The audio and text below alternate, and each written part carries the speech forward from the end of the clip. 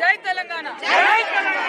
ఇవాళ తెలంగాణ రాష్ట్రం సాధించడంలో కీలక పాత్ర పోషించినటువంటి తెలంగాణ ఉద్యమకారులంతా కూడా తమకు కాంగ్రెస్ ప్రభుత్వం ఇచ్చినటువంటి హామీలు నెరవేర్చాలని చెప్పి పోరాటం చేయడం జరిగింది. వారికి మద్దతుగా తెలంగాణ రక్షణ సేన నుండి మరి మేము మా పార్టీ శ్రేణులు అందరం కూడా పెద్ద ఎత్తున పోరాటంలో పాల్గొనడం జరిగింది. ఇవాళ నేను కాంగ్రెస్ ప్రభుత్వాన్ని ఒకటే మాట అడుగుతా ఉన్నా. మాట ఇచ్చింది మీరు, 250 గజాల జాగా ఇస్తామన్నది మీరు, పెన్షన్ ఇస్తామన్నది మీరు, అమరుల కుటుంబాలను ఆదుకుంటామన్నది మీరు. 30 నెలలు అయిపోయింది. ఇంకొక 6 నెలలు అయిపోతే ఎన్నికల సంవత్సరం వస్తుంది. అప్పుడు మీరు చెప్పినా మీ మాట వినేవాడు ఉండరు, ఏ ఆఫీసర్ కానీ ఎవరు కానీ. మరి ఇప్పటి వరకు కూడా కనీసం మీరు ఉద్యమకారులను ఐడెంటిఫై చేయలేదు. ఇప్పటి వరకు కూడా వాళ్ళకి ఎక్కడ ల్యాండ్ ఇస్తామో చెప్పడం లేదు. ఇప్పటి వరకు కూడా అమరుల కుటుంబాలకు ఏం చేస్తారో చెప్పడం లేదు.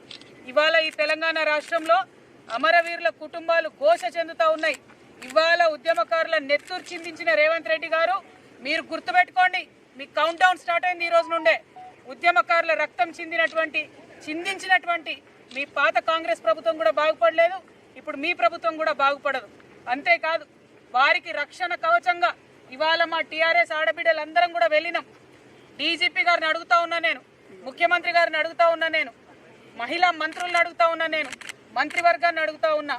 ఇవాళ మహిళా కార్యకర్తల పైన, నా పైన ఏ విధంగా పోలీస్ వారి వ్యవహారం ఉందో ఒకసారి చూడండి, వీడియోస్ చూడండి.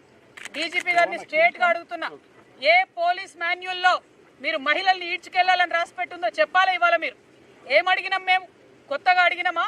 మీరు చెప్పింది అడుగుతా ఉన్నాం. రాజకీయాల్లో మాట ఇచ్చే ముందు ఆలోచించుకోవాలి. దాన్ని మీరు నిలబెట్టుకునే ధైర్యం లేకపోతే మాట ఎందుకు ఇచ్చిండ్రు?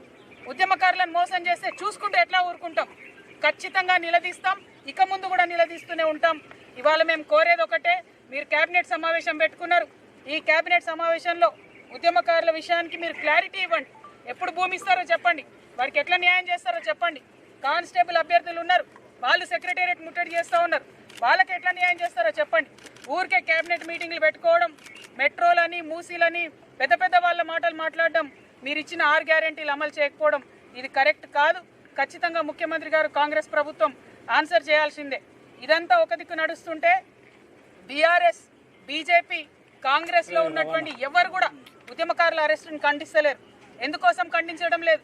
వారికి టీఆర్ఎస్ పార్టీ అండగా ఉంటే వారు ఉద్యమకారులు కాకుండా ఉంటారా?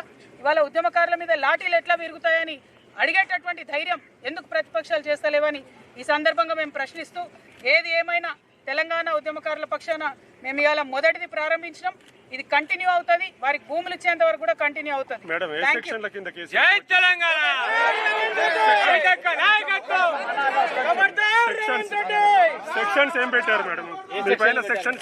ఏమన్నా పెట్టుకోనబ్బా, సెక్షన్ పాయింట్ కాదు, వాళ్ళు ఎట్లా హ్యాండిల్ చేసినారు అన్నది పాయింట్.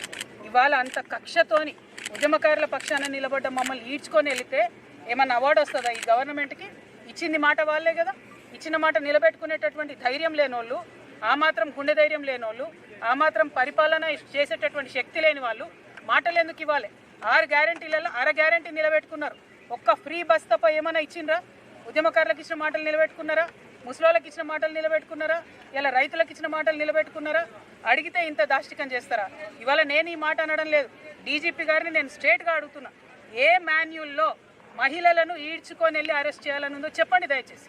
మేము జస్ట్ అక్కడికి వచ్చినామండి, 1 మినిట్, అక్కడికి ఎవరో వస్తే కూడా పెద్ద ఆఫీసర్ చెప్పినా నేను 5 మినిట్స్ టైం ఇవ్వండి, నేను మాట్లాడతా ఉద్యమకారులతో అని.